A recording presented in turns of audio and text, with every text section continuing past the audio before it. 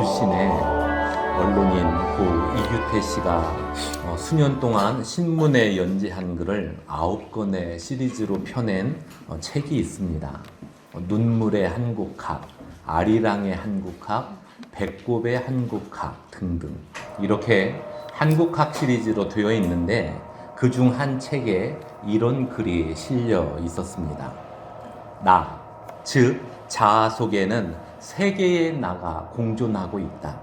하는 나와 보는 나, 그리고 보여지는 나. 이 세 개의 나가 함께하고 있다. 하는 나는 일단 행동하고 나서 생각하는 나요.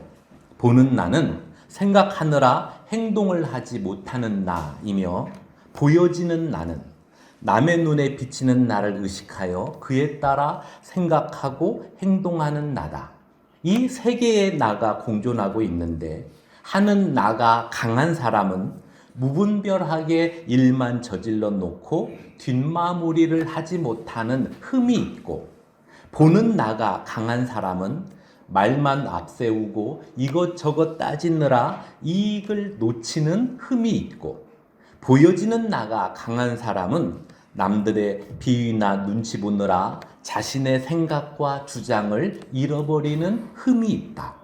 이 세 개의 나 중에 어느 나가 크고 작은가에 따라 각 사람의 개성이 정해지기도 한다. 여러분은 어디에 속하는 것 같습니까? 하는 나와 보는 나, 그리고 보여지는 나. 이 세 개의 나 중에 어떤 나가 강한 편입니까? 이규태 씨의 글을 토대로 할 때 오늘 본문 1절에 등장한 헤롯 왕은 보여지는 나가 강한 사람이었습니다. 남의 눈에 비치는 나를 의식하여 그에 따라 생각하고 행동하는 이 부분이 강한 사람이었습니다. 확인해 볼까요? 1절부터 3절까지 보시죠. 그때에 헤롯 왕이 손을 들어 교회 중에서 몇 사람을 해하려 하여 요한의 형제 야고보를 칼로 죽이니 유대인들이 이 일을 기뻐하는 것을 보고 베드로도 잡으려 할세 때는 무교절 기간이라. 오늘 본문에 나오는 헤롯 왕, 이 사람은 헤롯 아그리빠 1세입니다. 예수님이 탄생할 무렵 베들레헴과 그 근방에서 태어난 2살 아래의 모든 남자를 죽였던 그 헤롯의 손자로 알려져 있습니다.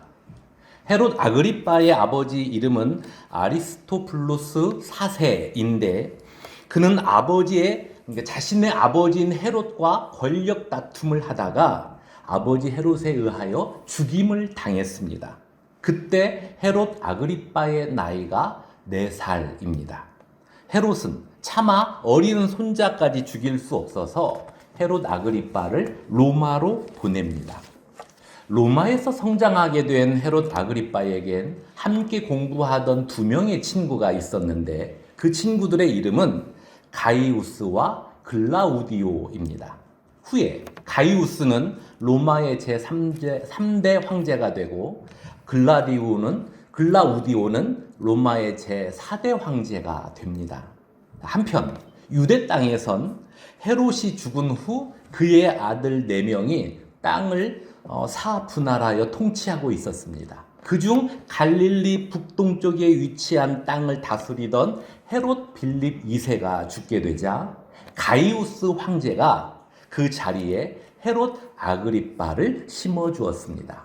그렇게 시작된 헤롯 아그리빠의 통치가 점점 확대되어 글라우디오가 통치를 할 때 유대 온 땅을 다스리게 됩니다. 헤롯 아그리빠가 유대 온 땅을 다스리는 왕이 되었지만 유대 민족의 특성상 누구를 무시할 수 없습니까? 종교 지도자들을 무시할 수 없습니다.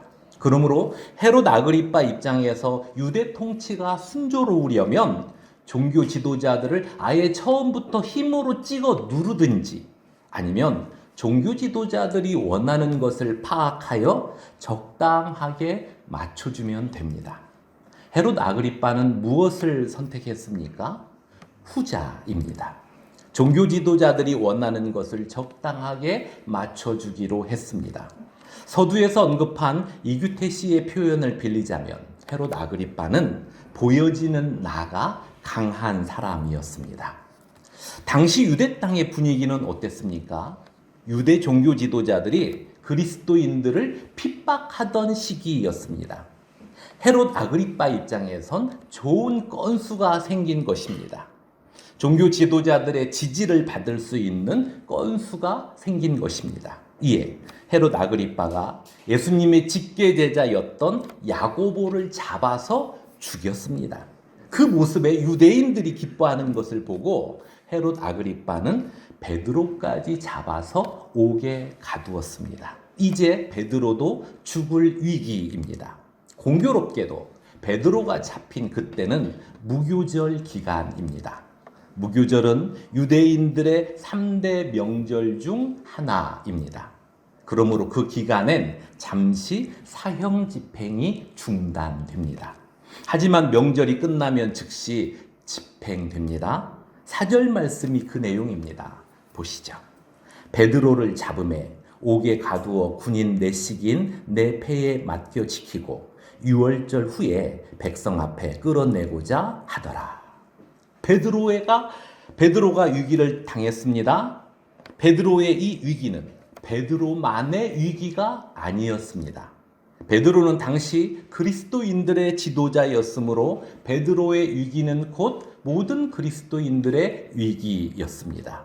베드로가 죽게 되면 유대 지도자들이 더 기뻐할 것이고 그 모습을 본 헤롯 아그리빠는 계속해서 그리스도인들을 잡아 죽일 것입니다. 그리스도인들을 자기 정치의 희생양으로 삼을 것이 뻔합니다.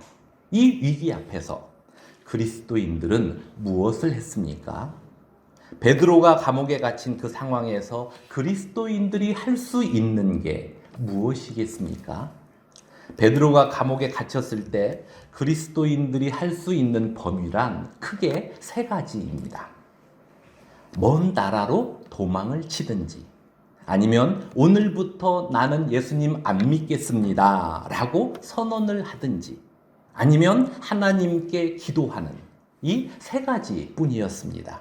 이 3가지 선택 중에서 오늘 본문에 등장한 그리스도인들은 하나님께 간절히 기도했습니다. 5절을 보시죠. 이에 베드로는 옥에 갇혔고 교회는 그를 위하여 간절히 하나님께 기도하더라. 여러분은 기도가 무엇이라고 생각하십니까? 이런 생각을 해본 적이 있습니다. 만약 우리가 하나님께 간구한 내용의 50%만 내가 원하는 대로 제때 응답되면 대부분의 기독교인들은 기도에 매달릴 것이다.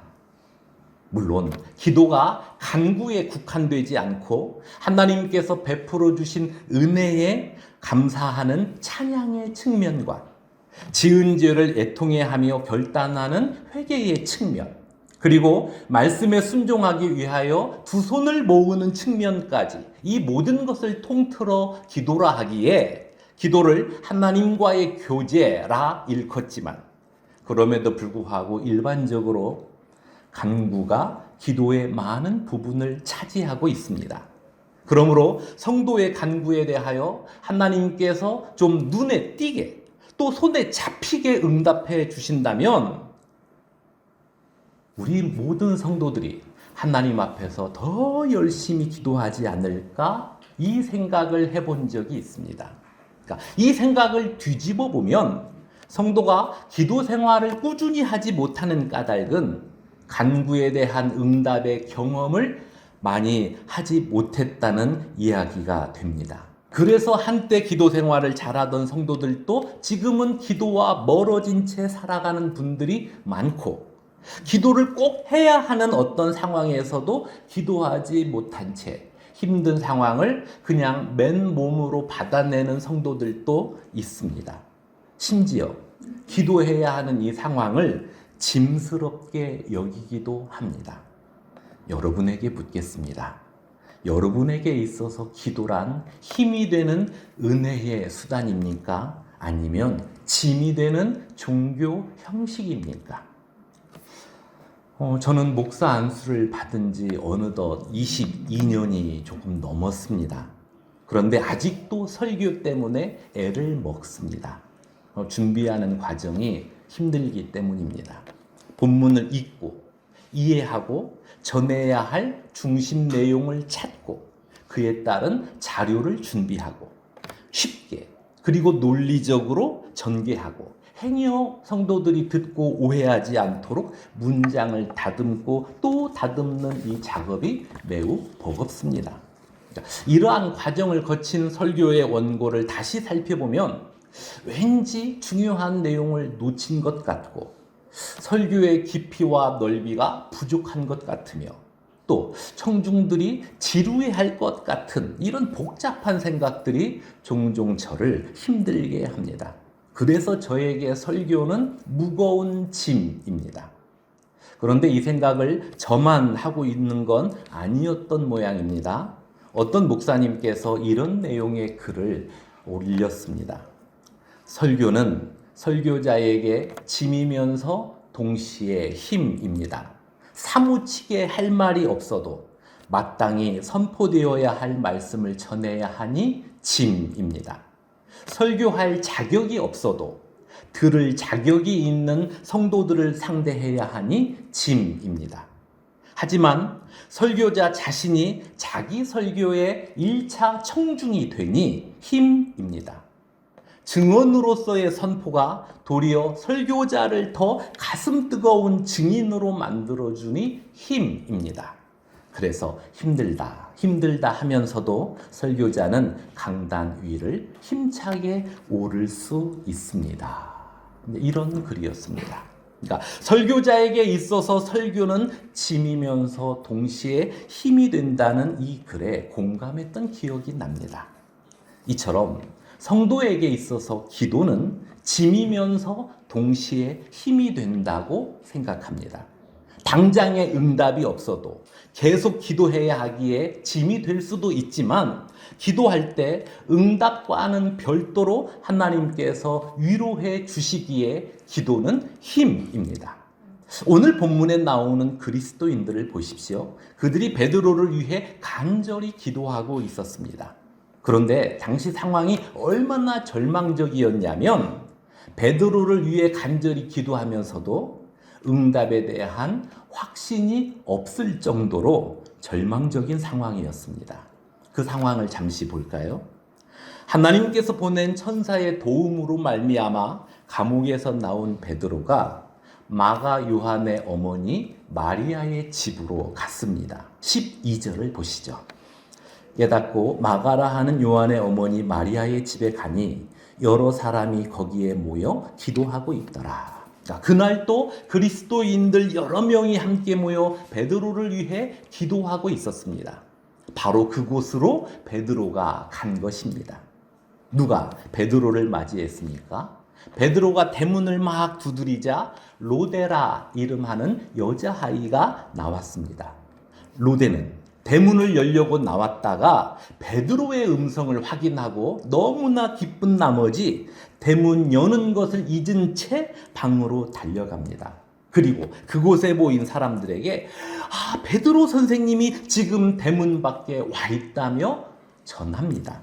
이때 그 그리스도인들이 어떤 반응을 보였습니까? 15절과 16절을 보시죠. 그들이 말하되 네가 미쳤다 하나 여자아이는 힘써 말하되 참말이라 하니 그들이 말하되 그러면 그의 천사라 하더라. 베드로가 문 두드리기를 그치지 아니하니 그들이 문을 열어 베드로를 보고 놀라는지라. 그러니까 베드로가 왔다는 로데의 말을 듣고 그들이 모인 첫 번째 반응은 너 미쳤니?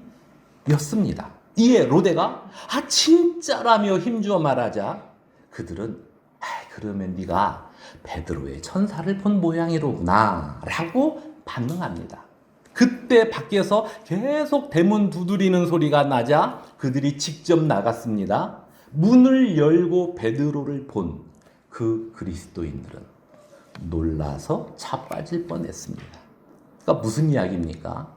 베드로를 위해 간절히 기도하면서도 응답에 대한 확신이 없었다는 이야기입니다. 설마 베드로가 풀려 나왔으리라 이런 생각을 못했던 것입니다. 그러니까 그 정도로 당시 상황은 큰 위기였고 절망적인 상황이었습니다. 그럼에도 불구하고 그들은 함께 모여 기도했습니다.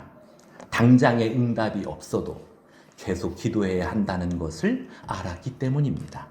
기도할 때 응답과 별도로 하나님께서 주시는 위로가 있기에 그들은 기도했습니다.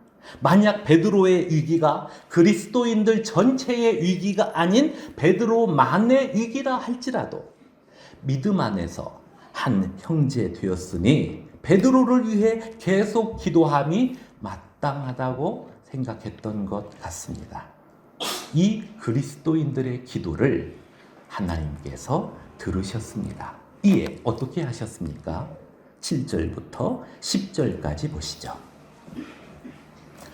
호련히 주의 사자가 나타나매 옥중에 광채가 빛나며 또 베드로의 옆구리를 쳐 깨워 이르되 급히 일어나라 하니 쇠사슬이 그 손에서 벗어지더라. 천사가 이르되 띠를 띠고 신을 신으라 하거늘 베드로가 그대로 하니 천사가 또 이르되 겉옷을 입고 따라오라 한대 베드로가 나와서 따라갈새 천사가 하는 것이 생시인 줄 알지 못하고 환상을 보는가 하니라. 이에 첫째와 둘째 파수를 지나 시내로 통한 쇠문에 이르니 문이 저절로 열리는지라. 나와서 한 거리를 지나매 천사가 곧 떠나더라. 베드로가 그 감옥에서 나와 마리아의 집에 갈 때까지 아무런 제지도 받지 않았습니다. 18절을 보니 감옥을 지키던 파수꾼들은 아침이 되어서야 베드로가 감옥에서 없어졌다라는 사실을 알게 됩니다. 그리스도인들이 감옥에 갇힌 베드로를 위해 간절히 기도하면서도 응답에 대한 확신이 없을 정도로 당시 상황은 큰 위기였는데 이 어찌 된 일입니까? 베드로를 위해 기도하던 성도들에게 하나님께서 즉각적인 응답을 해주신 것입니다.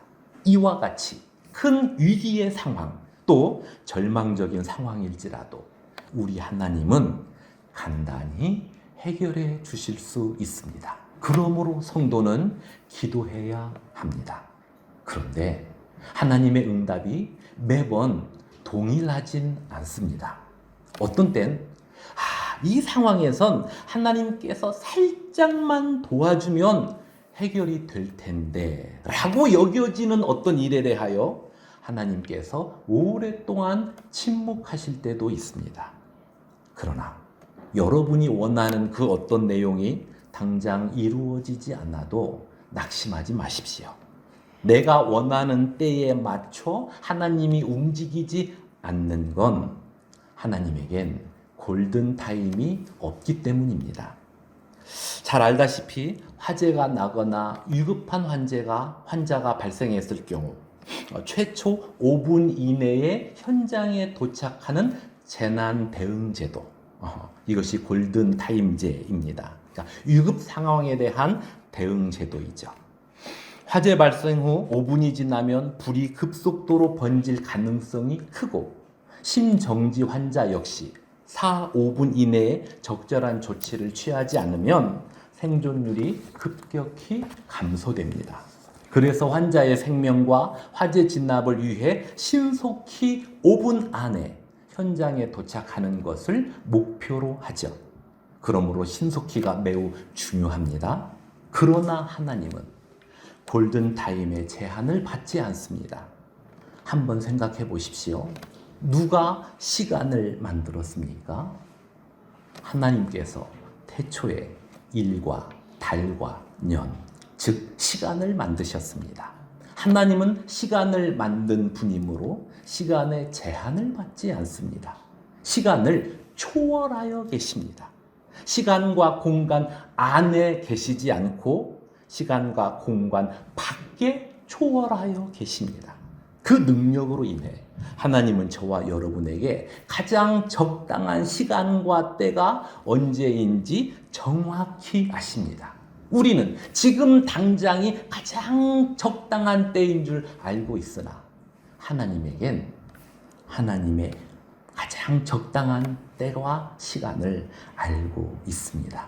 그 하나님이 우리의 하늘 아버지로서 우리를 보호하고 인도해 가십니다. 그러므로 어떤 위기 앞에서 나를 위해 응답하실 하나님의 때가 언제인지 이 부분은 하나님께 그냥 맡기고, 나는 비록 하나님의 때를 잘 모르지만 하나님께서 변함없는 사랑으로 나를 대하시고 내 모든 상황과 필요를 아시며 가장 적당한 때에 응답해 주실 터이니, 내가 걸어가는 이 삶의 길에서 나는 하나님을 항상 신뢰하겠습니다. 찬송하겠습니다. 감사하겠습니다. 그리고 성실하고 진실하게 살아가겠습니다. 이 고백을 따라 삶을 살아내는 저와 여러분이 되기를 주님의 이름으로 축원합니다. 기도하겠습니다. 하나님 아버지, 우리들 중에 경제적 위기를 만난 성도가 있습니까? 육신의 연약함 때문에 걱정하는 성도가 있습니까? 사람과의 관계가 깨어질까 봐 근심하여 두려워하는 성도가 있습니까? 이 모두를 하나님께서 위로해 주시고 그들의 걱정과 근심과 두려움과 위기로부터 건져 주옵소서. 또한 어떤 형제가 아파하며 근심하며 두려워할 때 그의 곁에서 따뜻한 말로 위로해 주며 그를 위해 하나님께 기도하는 믿음의 성도, 그 성도의 모습이 우리 은하수교회 모든 성도들의 모습이길 원합니다. 우리 각 사람을 붙잡아 주옵소서. 예수님의 이름으로 기도드리옵나이다. 아멘.